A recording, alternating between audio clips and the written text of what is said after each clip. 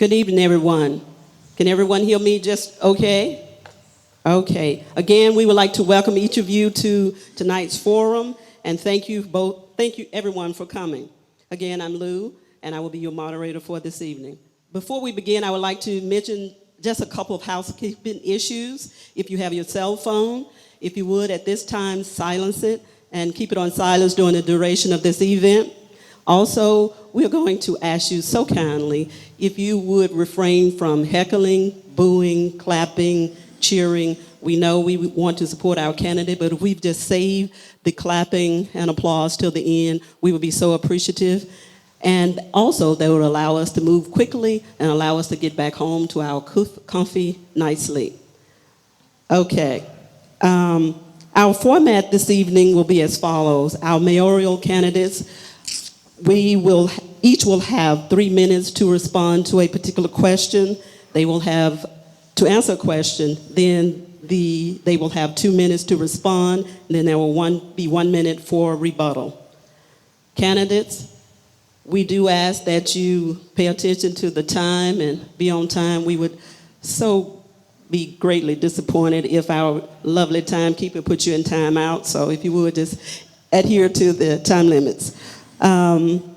The green light, sitting there on the table, the green light means they're ready, go. Yellow light means that you have 30 seconds remaining to answer. Red light, stop, so that you won't have to go to timeout. Okay, our candidates, beginning here to my left, is our present incumbent Democratic candidate, Mayor Jeff Gahan. Also, we have our independent candidate, Mr. Roger Baylor, and unfortunately, our Republican candidate was unable to be here this time, Mr. Zurschmiede. Okay, the candidates, before this started, flipped a coin to see who would go first in answering the question. The first question will go to the mayor, Mr. Gahan. Also, before we begin with the question, he will do a 1 to 2 minute introduction. Hello, everyone. I'm Mayor Jeff Gahan. Great to see you. It's my pleasure to be here. I'd like to thank the League of Women Voters for hosting this. I know you guys put a lot of time and effort into it, and I certainly appreciate it. Looking forward to a good conversation tonight. I feel like over the last 4 years, we've done a lot of good things for the city of New Albany. Just to let you guys know, I've served on the city council for 2 terms prior to this. I was the chair for 4 years. I'm also married to my wife, Susie, for 28 years. We have 3 daughters, lifelong resident of New Albany. Again, great to see you all. Thanks for coming. Mr. Baylor.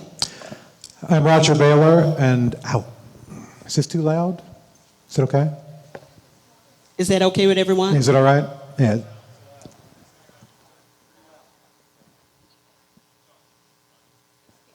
Just keep talking? Keep talking. Okay.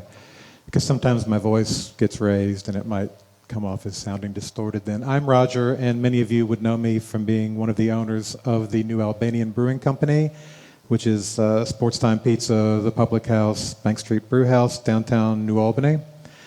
I've been doing that for about 25 years. Before that, I have lived in the county my whole life. I thought I might choose the evening tonight to divulge what is arguably my deepest and darkest secret. I want to get that out of the way before we go any further in the campaign. In point of fact, I did not attend New Albany High School. I attended Floyd Central High School. If you have anything to throw at me, you can do it now. We'll get that out of the way first. My involvement with politics is something that is very ephemeral, and I'm quite proud to say that I have not ever held an elected office, and that's one of the bases of my campaign. I've been in the craft beer business basically all these years. It's a growing concern. Some of you might know that we had, when I graduated college from IU Southeast back in 1982, which dates me, there were about 80, 90 breweries in the entire country. We now have about 4,000. I'm very proud of that, and I thank you for having me tonight. Appreciate the League for doing what they do. Thanks. All right. First question will go to Mr. Gahan, and that is, what are your thoughts on this city's long-term potential? And if elected, What would be your priorities as your term begins in 2016? The long-term potential of the city of New Albany is really overwhelmingly positive.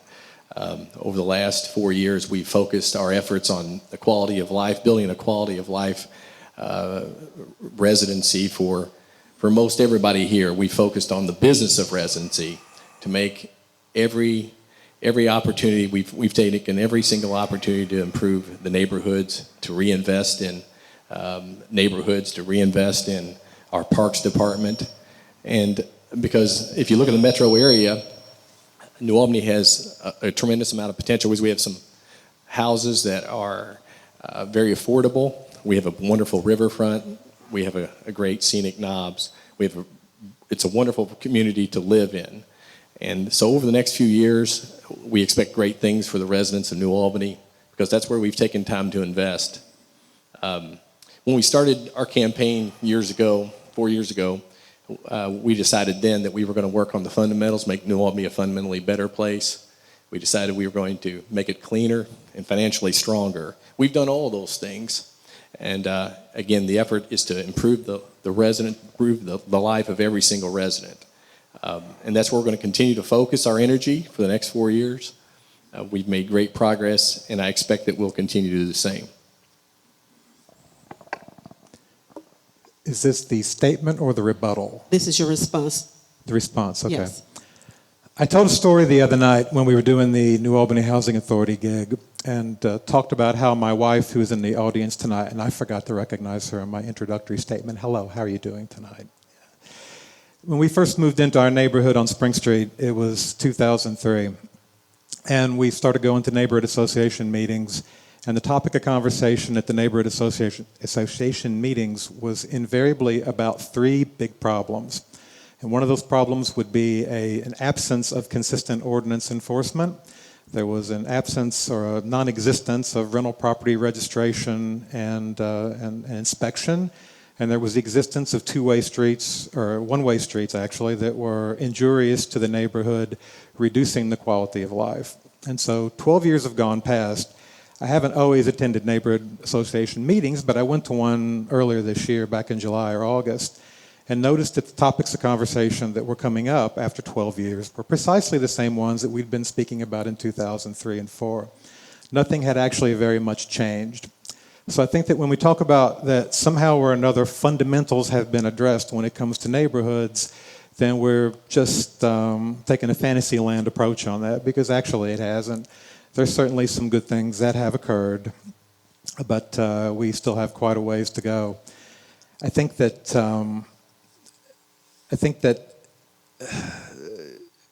I'll stop there. I'll leave it at that. Thank you.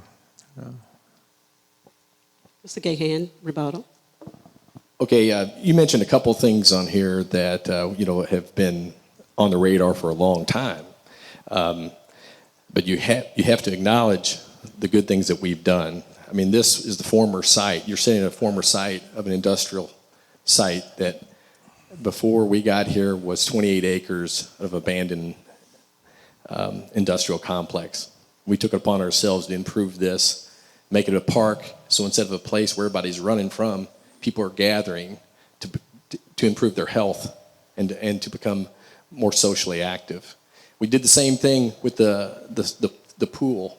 The pool was 8 years vacant. It was an empty concrete rectangle that brought blight to that neighborhood. We took that on, and we vastly improved it. We looked at Main Street. We took on Main Street. Those cars were traveling at 60 miles an hour, and it was very ugly. We took that on.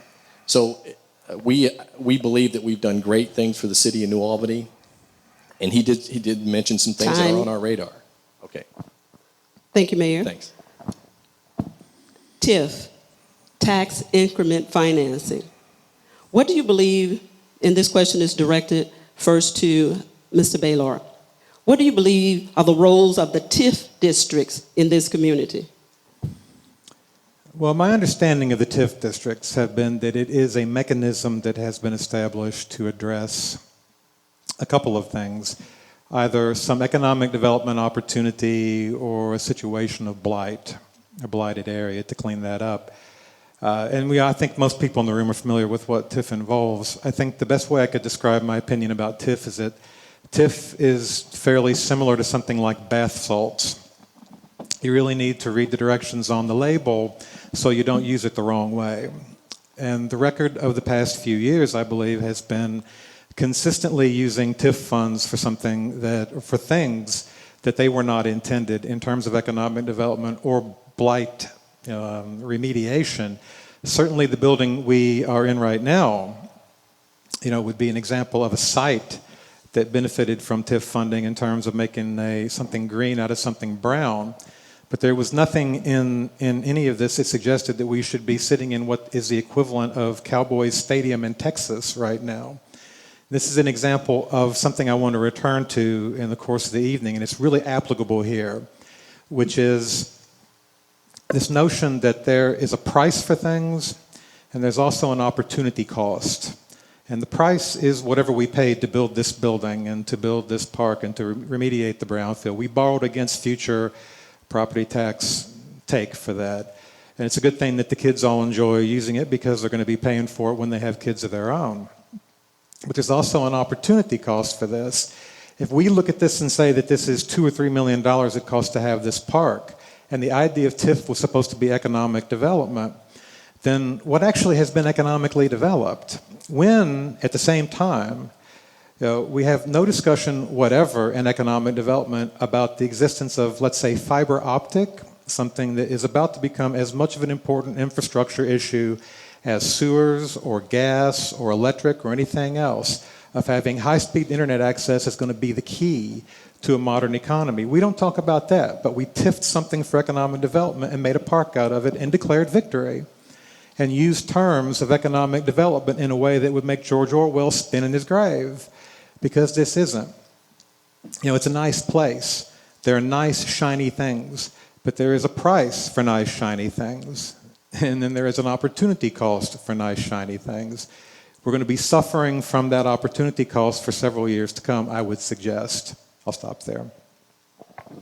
Response, Mr. Baylor. Yes. Just briefly, he mentioned high-speed internet. It's this administration that is bringing high-speed internet to a 197-unit complex on Spring Street. First one of its kind, City of New Albany. So for him to act like that we're not addressing that issue, that's not correct.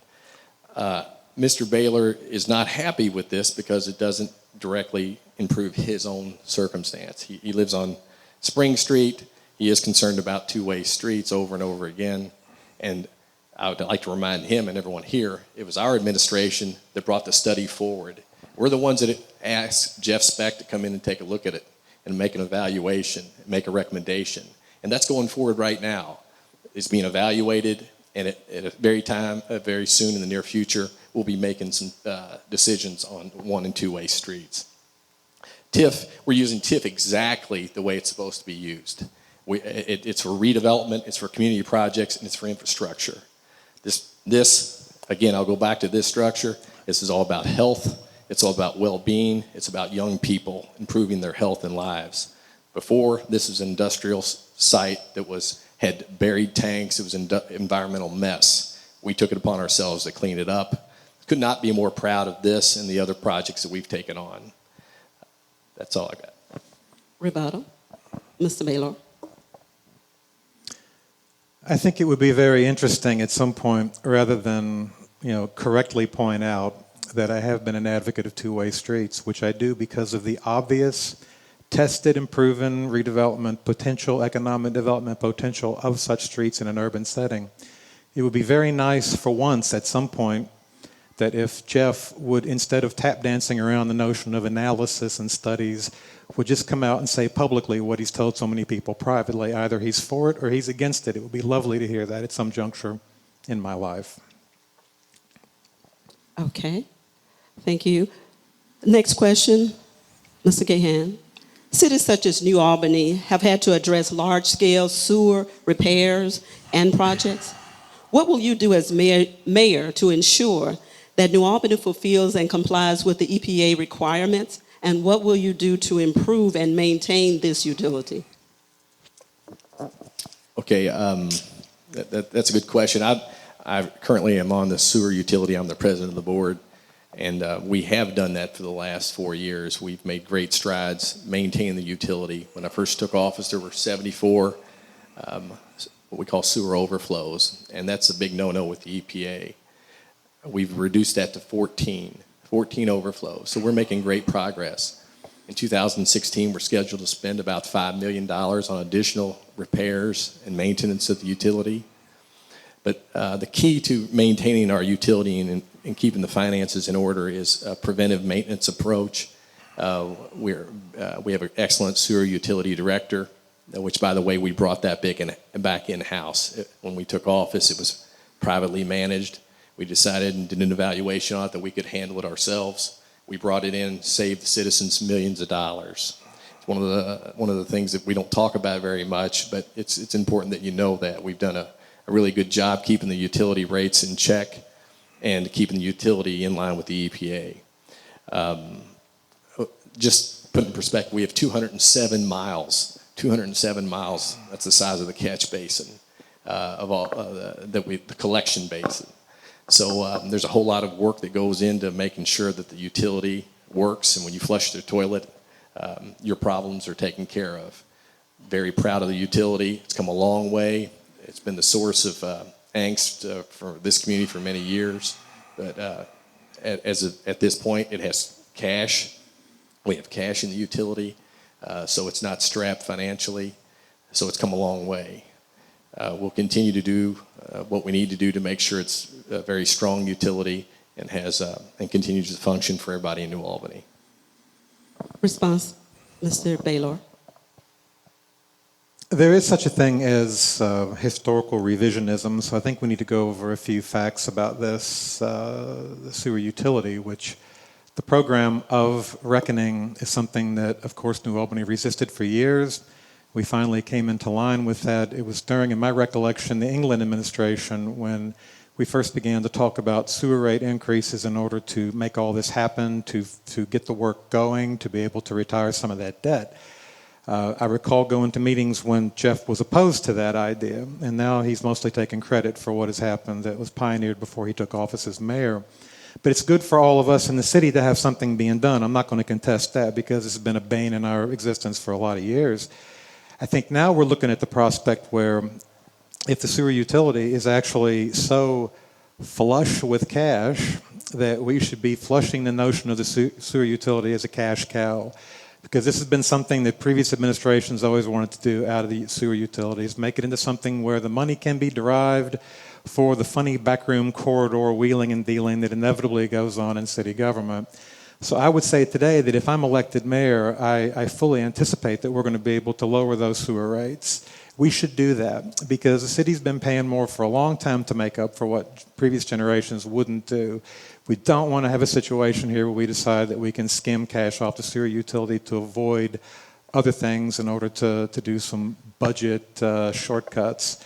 And then we can pay a little bit more attention to the stormwater issue, which is another 800-pound gorilla, I think, especially downtown.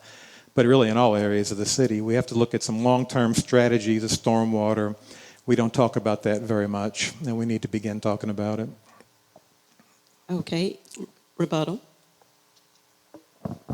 Yes, as far as us offering a discount or reducing the sewer rate, that would be practical if we were out from under the EPA's watchful eye, and I don't have any complaints with the EPA. I think they did us a service by coming in here and making sure that we were cleaning up our act.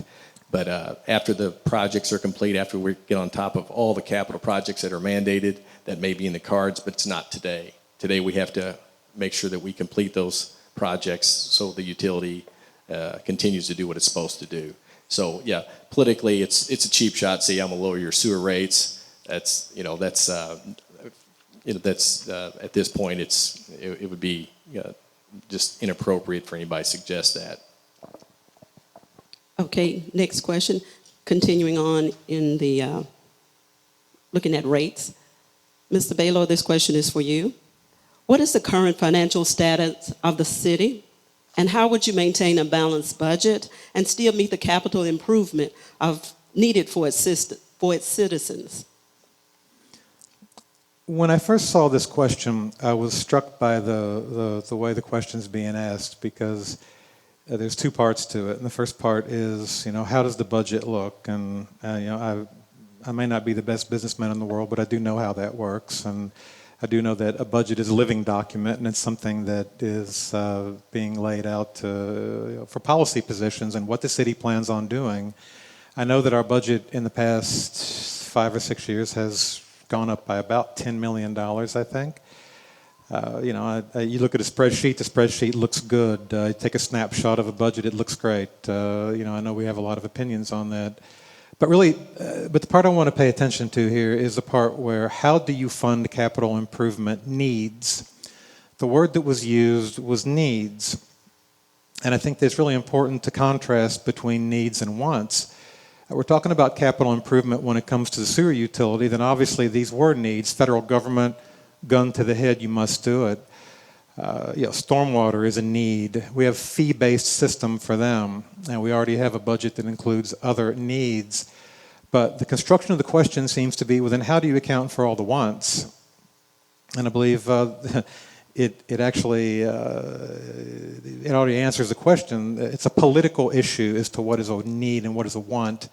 A want in the sense of this building, and a want in the sense of a water park. Infrastructure needs versus wants. I don't particularly like the way the question is structured, and I would like to return then to the notion that we would put some sort of moratorium on these gigantic projects, these bright, shiny objects that we continually throw out in substitution for things that are actually needed. Some economic development would be an example of something that's actually needed. We don't talk about that very much at all. We have a situation these last few years where we've lost Pillsbury, we've lost Stemwood, we've lost Endatus. We lost Endatus almost certainly because of the absence of some sort of modern internet infrastructure in this city. I think that when it comes to needs, economic development would rank right up there, and I believe we can do that in other ways than adding it to the budget. A great burden to the budget, some creativity, recognizing that the independent local business segment is tremendously important for that. To note that we mustn't always be throwing money at large companies in an industrial park somewhere just because that's been the way it's always been done. Then in fact we don't need to react to something like Pillsbury in a state of panic, throwing bundles of money at the moving vans while they're moving outside to the next city, to Murfreesboro. We need to be focusing on things that'll get some jobs and that will have me stop. Thank you. Response, Mr. Mr. Gahan. Thanks. The financial condition of the city is very good. Of the last 4 years, we've balanced the budget. In fact, we've finished under budget for the last 4 years. We haven't raised taxes on anyone. We've been able to complete all these projects, and we have a A+ financial rating. So I understand that he has some questions about some of the companies that are moving in and out, but let me point out some of the highlights. Samtech announced an expansion today. Beach Mold and Tool also is undergoing an expansion. Our downtown is thriving. So those are all good indicators for me that we're heading in the right direction. We also, again, an outside developer just chose to come to New Albany and develop 190 units on a 2-block area. So there's some good things happening in New Albany, and people are outside of our community are aware of them. And so we're seeing outside investment, and they're responding to our public investment. And I can tell you these investments that we've made are long overdue. They should have happened years ago. But we were able to get work with the city council, work with redevelopment commission, work with the public, and respond to some of the needs that they have stated over and over again that they needed. So I think things could not be better for the city of New Albany right now. We're in a really great position. Rebuttal, Mr. Constantly I'm brought back to the 1980s and the Reagan administration when I hear this discussion of ripple effects and trickle down and things that will somehow leach out into the community. And I'm glad that Jeff brought up the coil site development, because here's one of the more extreme examples of corporate subsidy, of crony capitalism, of corporate welfare, where we're handing over millions to an outside company who's going to come in and make luxury apartments, and we're using the justification that that has to do with millennials, none of whom will be able to afford those apartments. If you know anything about that market segment, you know that a millennial, using that phrase in the same sentence as luxury is a malapropism right there. And so I was sitting here writing down what all the off-budget expenses have been through the TIF mechanism. You know, we did $20 million for parks. We've managed to do $5 or $6 million plus sewer tap waivers for the first time in history for the coal site developers. You know, this all adds up to that I have to stop again. Thank you. Thank you. As mayor, what would you do to promote health and safety in the city?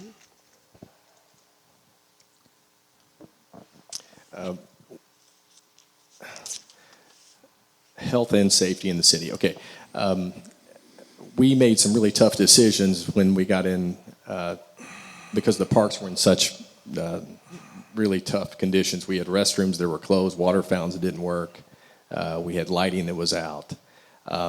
So we were able to really take some steps that would address these questions and all these issues across the city. So we made an effort to make our city become more healthful by investing in parks. This facility here, people are, I don't know if you guys have been around, but if you haven't, I'd encourage you to take a tour. We have a skateboard park. It's a walking track. It's a turf surface on the inside. We also have brand new football fields out there and soccer fields. So this is a much more healthful place.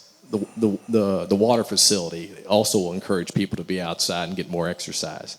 The baseball fields and softball fields, those we spent time on those. So that's very important that you understand that this is all in the interest of health of our young people.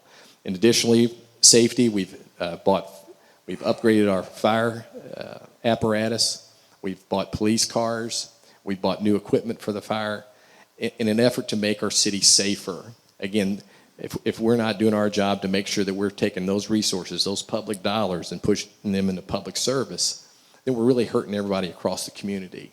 So if you speak to our fire, our police, and our parks department, you'll see that we've made those investments, and you'll also have a chance to see how the people have responded by coming to these facilities, and how they and how much more healthy that our city is in, physically as well as financially. Response, Mr. Baylor. Parks are not the only source of recreation in the modern world. And if I talk for a moment about two-way streets and a walkable street grid, once again, you know, Jeff tonight takes credit for being the idea behind this, but we haven't seen anything happen. Walkability obviously would be one of the best ways to have an uptick in health. But other things that would pertain to health and safety would be some attention paid to some really inconvenient facts in this community, like the poverty level that we have. You know, people who are poor, people who are stressed, who have jobs that are meaningless, that are low-wage jobs, you know, these people are not going to be able to enjoy the luxury of a healthy lifestyle. We don't ever talk about that. And one of the reasons that I wanted to run this year was just so we could mention things in the public dialogue every now and then that tend to get overshadowed by this emphasis on which is quite plainly an emphasis on what, you know, the middle class and upper middle class white people want to have in this town.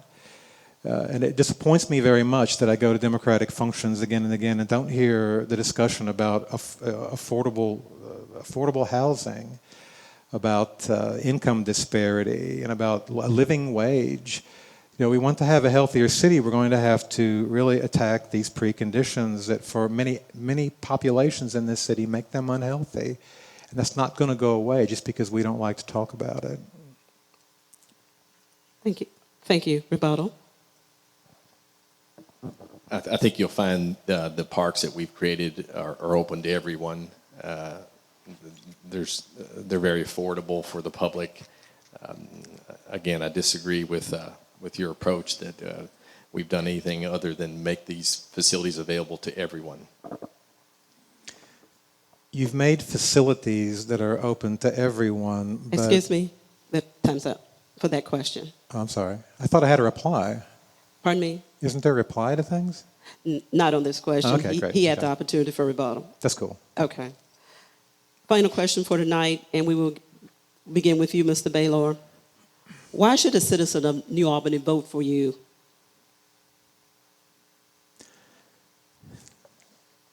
It's a loaded question because in the business that I've been in all these years, it's not my first instinct to answer a question by saying why I'm the best thing.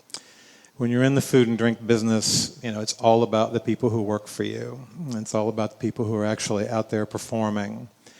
And I get in the habit all these years of being in the beer and food business of saying that, the employees rock it out. These are the guys that make things happen.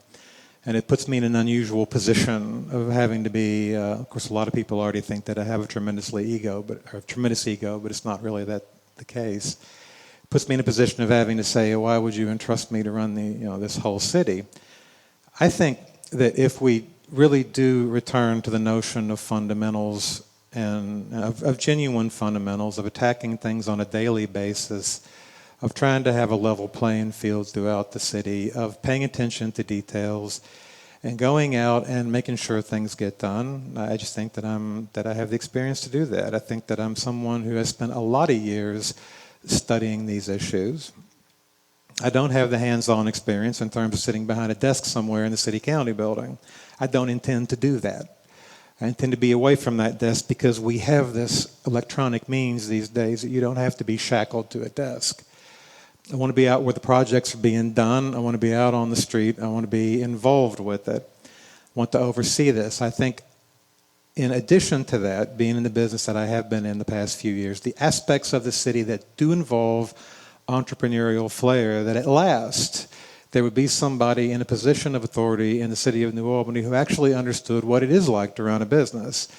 Because when you look around and see the people who are commonly making the decisions here, there's a noteworthy absence of that entrepreneurial thing. I come from a business where there were no breweries and now there's 4,000 of them nationwide. That is something I do understand. I think I have a fairly good flair for understanding that. So I think that's important. At the same time, I don't want to be a concert promoter, and I don't want to be Walt Disney, and I don't want to be a theme park operator.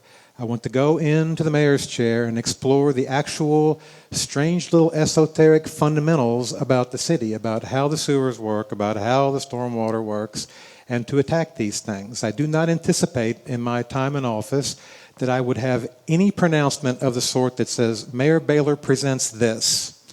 What it's going to be for me is the city of New Albany presents this. Thank you.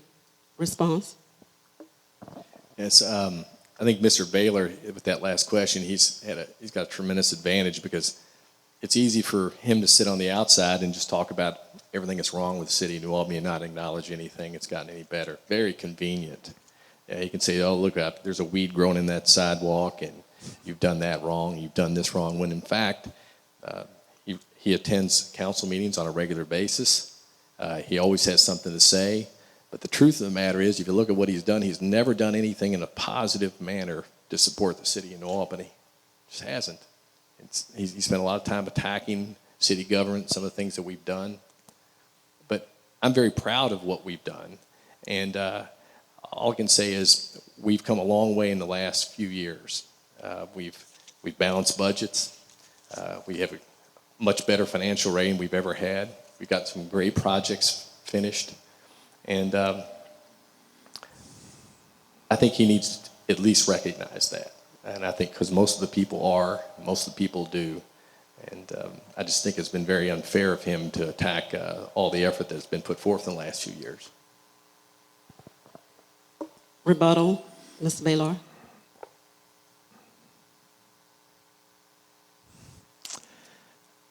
Well, excuse me. Well, I think that I've written, I don't know how many million words the last few years, and I will concede that it might actually appear to someone who seldom reads through to the end of the article that all it has to do with is criticism. In fact, I would say that I have many positive proposals for how we can take what we have in New Albany and make it better in an economic development context. I've said more about economic development so far tonight than I've heard in a long time. I think that it's actually something that was mentioned earlier about the downtown revival. The downtown revival had to do with people like me, and there's people down there that can benefit from a bit more help and a bit more assistance, and I think that we can do something with that. Thank you, Mr. Baylor, Mr. Gahan. At this time, as we begin to wrap up the mayoral portion tonight, each candidate has 1 minute to give a closing statement. We will begin with Mr. Baylor.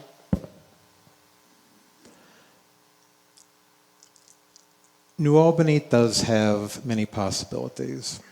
One of the things that we really have to get better at and looking to the future is to actually let the parts of the city be what the parts of the city should be. The downtown area can move forward more than it has.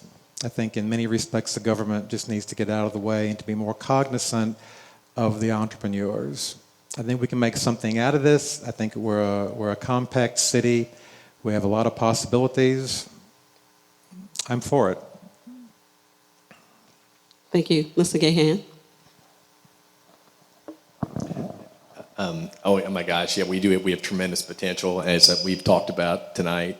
I'm thrilled to have the opportunity to talk to you about some of the things that are going on in New Albany.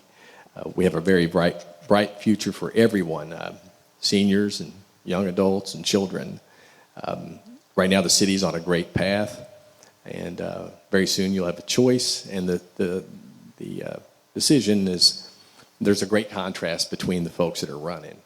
Great contrast. So this is a great opportunity to bring those contrasts out, and hope to see you at the polls. Again, thanks so much for coming tonight. Let's thank both of the candidates tonight by giving them a round of applause.